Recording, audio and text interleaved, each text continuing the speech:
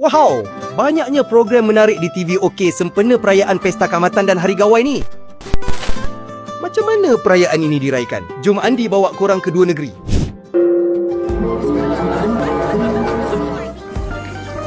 Dua perayaan, satu semangat. Jangan lepaskan program-program penuh budaya di TV OK. Saya sekarang ni, saya tengah tolong Fatin. Fatin dah ada projek baiknya. Projek so fast. Projek Fasola, Bobo. Ada juga orang sokong projek korang. Apa kau ingat ada orang nak sokong? Itulah Mak rasa sebenarnya kita perlukan sistem yang lebih baik. Ini macam sistem solar dan bateri. Tenaga solar. Ataupun kita panggil tenaga surya. Sebab tu saya buat semua ni. Sebab saya nak balas jasa dia. Selamat menyambut Pesta Kaamatan dan Hari Gawai daripada kami semua di TV OK.